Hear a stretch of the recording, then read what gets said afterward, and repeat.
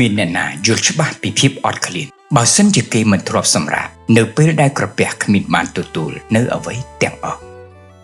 មានរឿងខ្លះដែលយើងមិនធ្លាប់ឆ្លងកាត់ទោះបីជារៀននៅទីណាឈរនៅកន្លែងណាក៏មិនអាចយល់ពីវាបានដែរមានអ្នកខ្លះកើតមកនៅទីកន្លែងស្ងួតនិងខ្ពស់ដៃកាន់ឆ័ត្រឈរនៅកន្លែងដែលមានសុវត្ថិភាពគេនិយាយពីភាពរស់នៅក្នុងព្យុះភ្លៀងគ្រាន់តែប្រឹងប្រែងនិងព្យាយាមគឺវាគ្រប់គ្រាន់ណាស់ទៅហើយគេសង្ឃឹមលើភាពយុត្តិធម៌សង្ឃឹមថាអ្នកណាក៏មានឱកាសដូចគ្នាដោយគ្រាន់តែព្យាយាម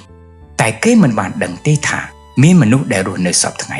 មិនមែនដើម្បីប្រជែងជាមួយអ្នកណាឡើយគ្រាន់តែទុកខ្លួនមិនឲ្យដួលតែប៉ុណ្ណោះ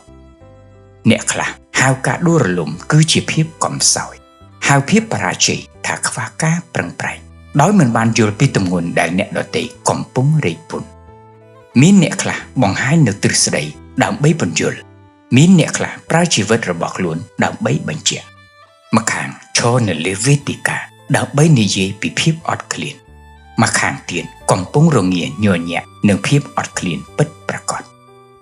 អ្នកដែលមានឆ័ត្រនៅក្នុងដៃតែងតែមានមោទនៈត្រៀមខ្លួនទប់ទល់នឹងរដូវភ្លៀង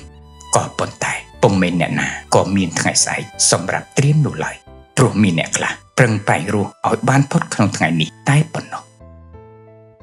នេះហោះលើមេឃនិយាយចំអកឲ្យជន្លេងដែលវានៅលើដី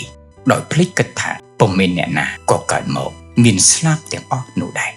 សេចក្តីថ្លៃថ្នូរមិនមែនស្ថិតនៅលើការហោះហើរបានខ្ពស់នោះទេទោះបីជាត្រូវលូនកាត់ភក់ច្រំក៏ដោយឲ្យតែយើងមិនបានបោះបង់ខ្លួនឯង